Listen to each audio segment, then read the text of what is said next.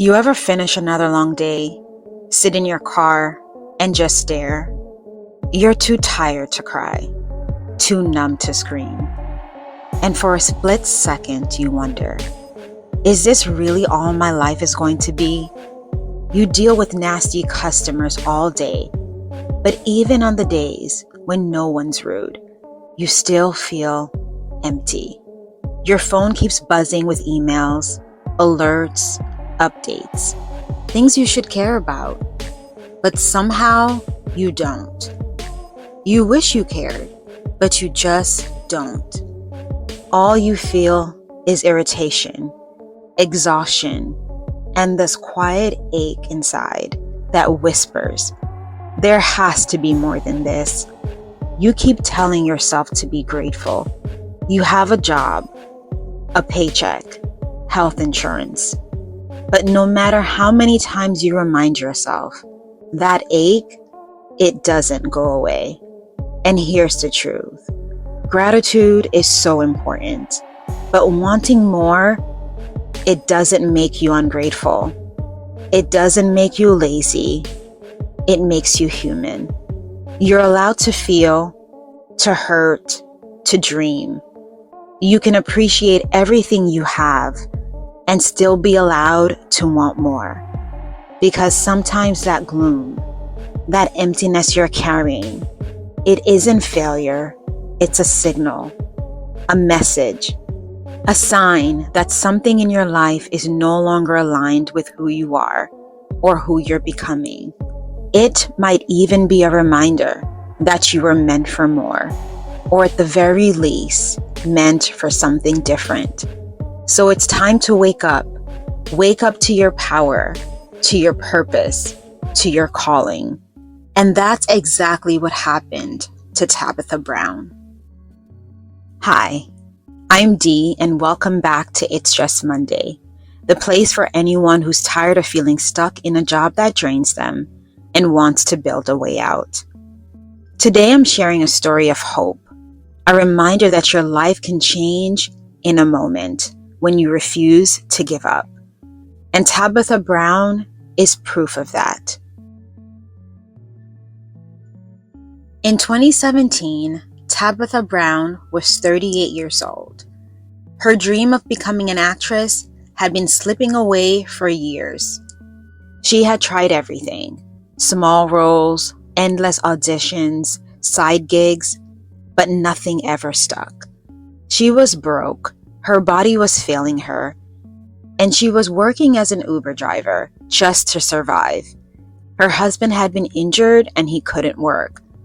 And every ride she gave felt like one more reminder that her dream, the one she'd carried for decades, might never come true. She was tired, not just physically, but spiritually. That deep, soul-level exhaustion where you start to wonder if you've missed your chance. But even in that dark season, she didn't let go completely.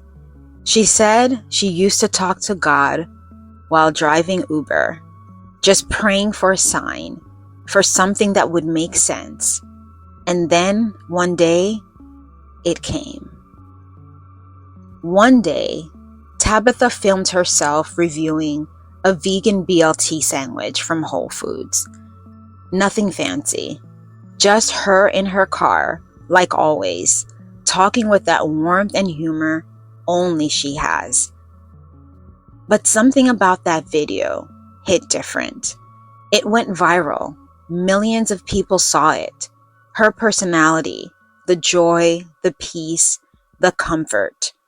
It radiated through the screen. And in that moment, the world finally saw what had always been there. Whole Foods reached out and offered her a partnership. That one moment, born out of exhaustion, struggle, and a prayer, became the spark that changed everything.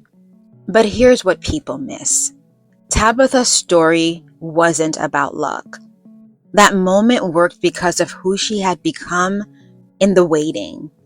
All those years of pain, of driving Uber, of rejection and tears, they shaped her voice. They taught her empathy, humility, and gratitude. So when opportunity finally came knocking, she didn't have to pretend to be someone she wasn't. She was already ready. In just a few years, she went from Uber driver to one of the most beloved personalities online. She signed with major brands, launched her own vegan food line, and wrote best-selling books. And she did it all while staying rooted in kindness, faith, and authenticity. That's not just success, that's redemption. I think her story hits so deeply because she didn't win in spite of her struggle. She won because of it. She didn't fake her way to peace, she fought for it. She didn't wait for perfect timing. She created her moment in the middle of chaos. What if your burnout, your exhaustion, your I can't do this anymore moments are the exact soil your purpose is supposed to grow from? Tabitha didn't have a blueprint. She didn't know the next step. She just followed one small nudge and trusted that it might be enough. You might be watching this while you're still in that dark place, still clocking in, still biting your tongue, still wondering how much longer you can take it. And I get it, because it's hard to believe there's light when you've been living in the dark for so long. But Tabitha's story is proof. The darkness isn't the end. Sometimes it's just a season before your breakthrough. Sometimes your pain can turn into your purpose. You don't have to have it all figured out. You don't need a master plan or a big leap. You just need to take one step. Your version of that sandwich video. That one tiny imperfect action that says, I'm still here. I'm still trying. I still believe there's more for me. Lessons from Tabitha's journey. 5 clues to your own freedom. Lesson 1. Start where you are, not where you wish you were. Tabitha didn't have a studio or a brand. She had a phone, a car, and a sandwich. And that was enough. Sometimes the most powerful move you can make is just to start with what's already in your hands. Your Whole Food sandwich moment might look different. Maybe it's sharing what you know online, starting a small side hustle, or simply letting yourself dream out loud again. Stop waiting to be ready. Start where you are, because that's where the real magic happens. Lesson 2. Let authenticity be your strategy.